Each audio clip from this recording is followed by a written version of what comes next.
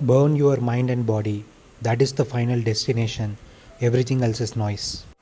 The world will tell you to build a career, to make money, to sculpt the body, to secure relationships. All of it is commerce, trade in exchange. Do this in order to get that, work to earn, live to look good, meditate to be calm. It is all transaction. But when you burn for its own sake, not for money, not for women, not for applause, you begin to taste liberation because you have stepped out of the marketplace. And this is non transactional fire. The push of the body, the burn of the mind, when done not to get but simply to be consumed, it strips away all the noise. The mind that used to harass you with cravings, with momentary pleasures, with the torment of am I enough, that mind is silenced. Why? Because fire does not allow chatter. Fire annihilates. This is why you feel flow. Flow is not magic, it is the absence of self, the absence of the chatterer. And fire, pure intensity, pure extremity, kills the chatterer. You don't want a perfect body, you want to push it until your last breath. This is not exercise, this is prayer, this is not gym, this is temple. And hear this, when you live in this way, money becomes irrelevant, not because you despise it, but because you no longer see it as the source of life. It becomes what it truly is: paper, useful for food, shelter, clothing. Beyond that, meaningless. This is liberation, to burn without bargain, to push without expectation, to enter fire not for reward, but because fire itself is the reward. The ordinary man decays because he seeks comfort. You will not decay because you seek fire. The body will wither, yes, the hair will fall, the skin will wrinkle, but you will not decay because decay is not in the body, it is in the spirit that stopped burning. So understand this. This realization is the beginning of freedom. Do not dilute it by turning it into a goal. Do not corrupt it by comparing it with anyone. Burn for its own sake. Push for its own sake. Then you will live a life that very few have ever touched. The moment you turn your burning into a goal, you have left the fire because now you are bargaining. You are saying, I will burn so that I can get X. Whether that X is money, status, enlightenment, or even the idea of becoming great, you have corrupted the purity of fire. The fire is not a stepping stone, it is not a tool, it is not a bridge to anywhere, it is the destination itself. Comparison is another poison. The instant you look sideways, am I stronger than him? Am I wiser than her? Am I further along than they are? The fire dies. Because comparison is a game of the ego. Fire annihilates the ego. Comparison resuscitates it. You want to know what for its own sake means? It means to enter intensity without asking why. To push until the body trembles. Not to build a body, not to impress, not to prove, but because trembling is truth. To strip the mind bare, not to achieve calm, but because silence is reality. Very few touch this because very few are willing to do anything without reward. The world trains you from birth: study to pass, work to earn, marry to secure. You were taught to never move unless there is a carrot at the end. But fire has no carrot. Fire consumes. And the one who can burn without demand, without bargain, without comparison, he has tasted something the rest of the world will never know. Tell me, when you are pushing your body in the gym, when the sweat drips and the muscle screams, do you see how, for those moments, you do not exist? There is no past, no future, no comparison, no goal. There is only burn. Listen carefully. This is subtle and it cuts against everything the world tells you. When I say the fire is not a stepping stone, I mean it is not something you endure to get somewhere else. Most people suffer, struggle, push themselves and say, I am doing this so I can reach X: money, status, recognition, enlightenment. That is a lie. That is still a bargain. You are still trying to exchange fire for something else. The fire is the destination itself because the act of burning, of pushing, of standing in what terrifies you is life in its rawest form. It is not the path to something beyond it, it is the full experience of existence. Think of it this way: if you lift weights to look good in 6 months, the gym is a tool. If you lift weight to impress, it is a stepping stone. But if you lift, push, strain, sweat, tremble, and exist in that intensity for the sake of the intensity itself, that is fire. That is fire as destination. You are not going anywhere else, you are already there. The fire is not a means, it is being alive in the most extreme, raw, and honest way possible. The burn, the struggle, the confrontation with your own limits, that is the full measure of existence. That is why very few touch it. Most are looking for the other side instead of being present in the flame itself. Listen carefully. Most people will never understand it because they are trapped in selective existence. They seek peace here, pleasure there, comfort somewhere else. It is always partial, it is always fleeting, it is always borrowed. The fire itself is totality. You burn not for gain, not for comfort, not for attachment. You burn for the burn itself. That is why it is eternal. That is why it is complete. That is why it cannot be taken from you. All external things, money, relationships, a fit body, or secondary byproducts, they may appear, they may disappear. You do not care. You are not bargaining with them. You do not need them to validate your being. That is freedom. And that freedom is not partial, it is not selective. It is not like a temporary quiet in the chaos. It is full immersion in existence itself. Mind, body, spirit. Without flinching, without bargaining, without fear. That is why it is peaceful. That is why nothing else can compare. Partial freedom is what the world sells you. It is the quiet you feel after a drink. It is the relief after a promotion. It is the fleeting high after sex, after applause, after someone praises you. But look closely. These are intervals of quiet within the prison of chaos. They are not freedom, they are the drudged pauses between suffering. Selective freedom is when you say, I will be free if this happens. I will be peaceful once I achieve that. I will rest once the storm outside calms down. This is illusion because life does not bend to your conditions. The storm never ends. Another problem always appears. Another desire is born. You remain chained. The fire offers something different. When you burn, when you step into unbearable without flinching, you are no longer bargaining with life. You are not saying, I will be free if the storm subsides. You are free inside that storm.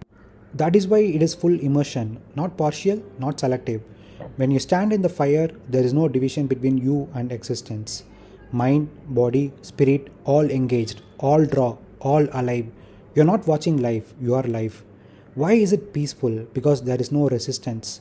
The world will still scream, the body will still ache, the mind will still try to tempt you with comforts, but you are no longer running, no longer hiding, no longer negotiating. You are present in the most intense reality, that is peace. Not because the noise has stopped, but because you no longer care if it continues. And nothing else can compare because everything else is borrowed. All pleasures decay, all comforts fade, all attachments rot. But the fire, when entered without bargain, without demand, burns eternally. It is not something that happens to you, it is something you are. Do you see now? Peace is not found when the world becomes gentle. Peace is found when you stop flinching in the middle of the unbearable. That is the freedom no man can give you and no circumstance can take away. Most men chase peace like beggars. They pray for circumstances to soften. More money, kinder people, fewer problems, a world that bends to their wishes. They believe peace comes after the noise quiets. This is weakness, this is slavery, because life never bends, the noise never ends. Even if one storm passes, another rises. True peace is of a different order. It is not conditional. It does not depend on the weather of life. It does not wait for silence. It arises the moment you stop flinching in the middle of the unbearable. Understand this. Flinching is resistance. It is the recoil of the mind that says, I cannot handle this. I must escape. I must wait for better conditions. The moment you recoil, you are enslaved. But when you refuse to recoil, when you stay fully present in the agony, in the fear, in the inadequacy, something extraordinary happens. The suffering dissolves. Not because the situation changes, but because you are no longer resisting it. This is why this peace cannot be given by man. No teacher, no guru, no lover, no leader can hand it to you. And no circumstance can take it away because it is not tied to circumstance at all. It is born from your refusal to flinch. The world will still roar, the body will still ache, fear will still whisper, but you will stand unmoved. You will burn, but you will not retreat. And in that unflinching presence lies a peace so vast, so unshakable, that it makes all worldly pleasure look like dust. This is the freedom that kings, monks, and billionaires alike are searching for, but rarely find, because they still believe peace must be purchased or prayed for or planned. They want peace without fire, that is why they fail. Peace with fire is not the peace of escape. It is not the peace of comfort. It is not the peace of silence after noise. Peace with fire is the peace of being consumed and not retreating. It is when the body screams and you do not negotiate. When fear rises and you do not flinch. When inadequacy exposes you and you do not hide. Peace with fire is the death of resistance. The world can burn, your mind can ache, your heart can race, but you are still. Not because the flames stopped, but because you no longer need them to. This is the paradox. What the world calls peace is actually dependency. I am at peace as long as things go my way. That is fragile. That is counterfeit. But peace with fire is indestructible because it does not depend on conditions. It does not require the storm to pass. It is found in standing inside the storm, eyes open, chest bare, without asking for mercy. It is not the quiet of avoidance, it is the quiet of immersion. It is not the safety of shelter, it is the freedom of having no need for shelter. That is why peace with fire is eternal, while all other peace is fleeting. Here is the truth. Mind and body are not to be preserved, but burned alive. Not destroyed, but sharpened through extremity. Preservation is decay. Look at the body. When you preserve it, when you avoid strain, when you protect it from discomfort, it softens, weakens, atrophies. Muscle waste, joints stiffen, energy dies. Preservation is slow death. Look at the mind. When you preserve it, when you avoid risk, when you shield it from fear, when you coddle it with comfort, it dulls. Creativity shrinks. Courage evaporates. Awareness narrows. A preserved mind becomes a timid prisoner. But when you burn the body, push it, strain it, sweat, tremble, it comes alive. Muscle tear and grow. Heart pounds and strengthens. The body finds vigor. Not destruction, but rebirth through extremity. And when you burn the mind, face rejection, embrace uncertainty, stand inside fear, it sharpens, it grows ruthless, it slices through illusion, it becomes clear, awake, dangerous.